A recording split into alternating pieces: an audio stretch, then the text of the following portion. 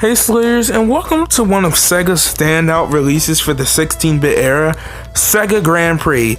Did I say Sega Grand Prix? It's because I see the welcome to Sega Grand Prix right there. No, well, Super Monaco GP, an F1 racer for the Sega Genesis, released by, Sega, of course. The beautiful title screen, as you can see right there.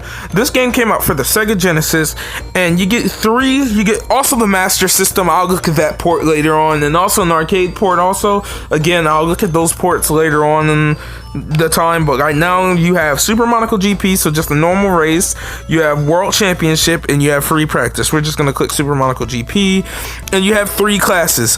Now, the B class is the slowest class, but it's the easiest to move.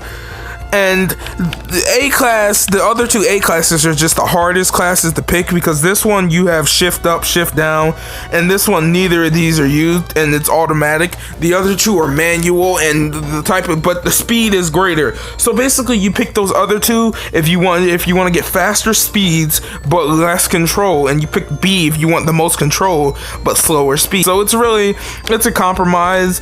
And the World Championship mode, you can customize your car, and it's basically like a campaign mode in any like racer, NASCAR racer or things.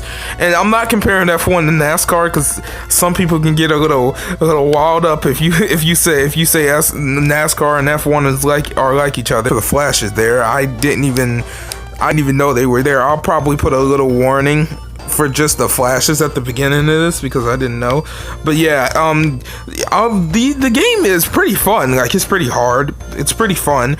It's like, I've never been too gravitated towards 16-bit racers. They just never really been my thing. Something like Forza Horizon or just Forza Motorsports in general, or like more 3D type racers like Midnight Club and things like that, I always just thought were cooler than like something like this. So like I mean, I've just never been like the type of, I've never been the type of guy who buys the NASCAR games. Like, to be honest, I didn't even know they still made NASCAR games, but nope, they do.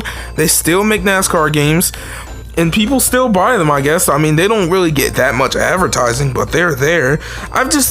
But the one thing I can praise this game for, first and foremost, the graphics. The graphics look awesome, and there is a lot of branding in this game. Well, not branding, like there's a couple cigarette ads, I think. If I'm being honest, on a couple tracks there is, but my memory is not that good, so I don't remember. But see, yeah, I don't know if those are like real advertisements or not. You get in 14th. If you get in 14th, you get a game over. So I accidentally got in 14th. I'm pretty bad at the game. We're just gonna ignore that I was even there. We're just do a World Championship. And yes, there is a password. Let's try hard to win. See, and I don't know if this has like real teams or not.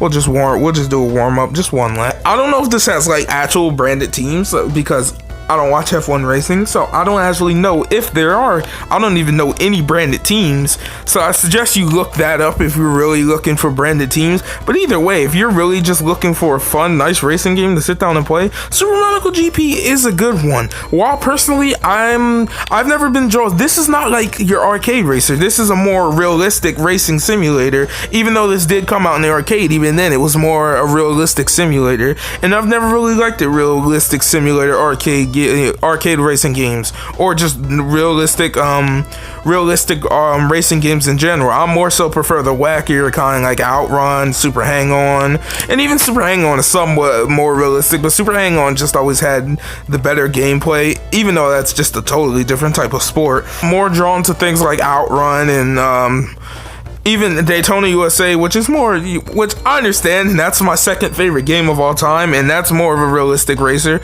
But I don't know, Daytona USA just always had this wacky feeling to it that this game and others like this, just like even Virtual Racing, I kind of like Sega Rally, but Virtual Racing as a whole, I just was never really able to get into. And how does this game actually stack up to something like Virtual Racing? Because they're pretty similar in the way they work. And me personally, I mean, there are 2 different types of experiences. This is technically a 2D racer, and Virtual Racing is a 3D racer.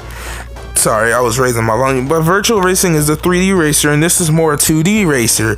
And it's just like the game plays fine. I mean, it is kind of hard, at least in my opinion. Like I said, this is more realistic, so it'll be harder to turn the average person who's not really too big into realistic racers. So like the turning, see, like that, I'm not too big in these, so I don't play these a lot. So you have to really be like on point with a turn, or else you're crashing into the wall or going off the track. So, and for prices for this game, this is one of the cheaper releases in Sega's catalog. It can be had for pretty much cheap, especially if you're going for a loose version, and that's mostly because this is like one of Sega's big Genesis titles, you know.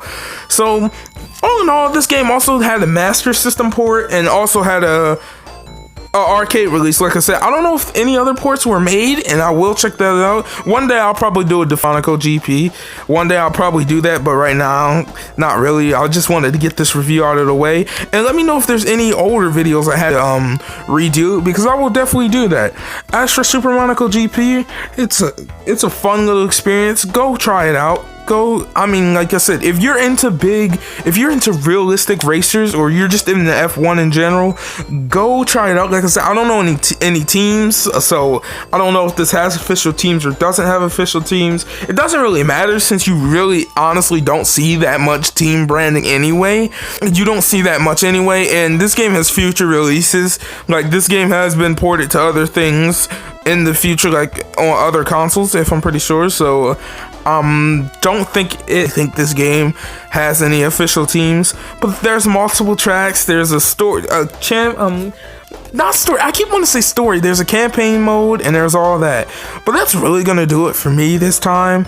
If you're new here, if you could subscribe, like the video, and share it, that'll really make my day.